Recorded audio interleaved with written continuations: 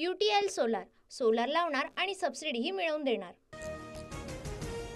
संतोष देशमुखांच्या कुटुंबियांनी घेतली मुख्यमंत्री फडणवीसांची भेट। आमदार सुरेश धसही उपस्थित। दोषींवर कठोर कारवाई करणार, कोणालाही सोडणार नाही, फडणवीसांचं आश्वासन। भेटीनंतर धनंजय देशमुखांची माहिती। मी राजीनामा दिला नाही, मंत्री धनंजय मुंडेंची प्रतिक्रिया। भाजप आमदार सुरेश धस यांच्यासह विरोधक मुंडेंच्या राजीनाम्यासाठी आग्रही। बीड प्रकरणातील आरोपींवर मोक्का लावा, कुणालाही भेटू देऊ नका, आरोपींची तेरेनाममधील सलमान खान सारखी अवस्था झाली पाहिजे, सरपंच परिषदेतून सुरेश धसांचा निशाणा।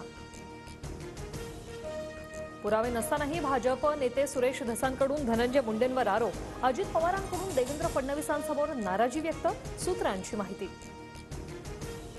भाजप आमदार सुरेश धस यांनी घेतली उपमुख्यमंत्री अजित पवारांची भेट। मल्टीस्टेट बँकांमध्ये पैसे बुडालेल्या लोकांचे प्रश्न मांडले। भेटीनंतर धसांची माहिती।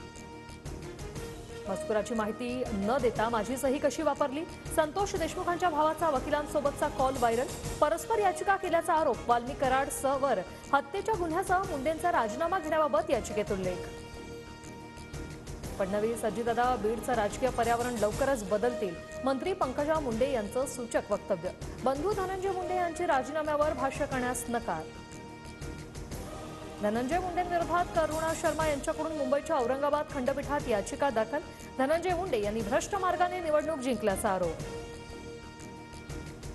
मनसेची महायुतीसोबतची युती एकनाथ शिंदेंमुळे फिसकटली। पदाधिकारी बैठकीत राज ठाकरेंचा मोठा गौप्यस्फोट। विधानसभेत शिंदेंच्या नकारामुळे युती होऊ शकली नाही, असाही दावा, सूत्रांची माहिती। आगामी महापालिका निवडणुकीत भाजपशी युती करण्यासाठी मनसे समिती स्थापन करणार। हिंदुत्वाचा मुद्दा, राष्ट्रीय स्तरावरील नेतृत्व या बाबी लक्षात घेता मनसे भाजप सोबत जाण्याची शक्यता। मोठ्या पक्षाला मतदान करू नका, काँग्रेस गद्दार तर भाजप महागद्दार पक्ष। विधानसभेतील पराभवानंतर रासपच्या महादेव जानकरांचा हल्लाबोल।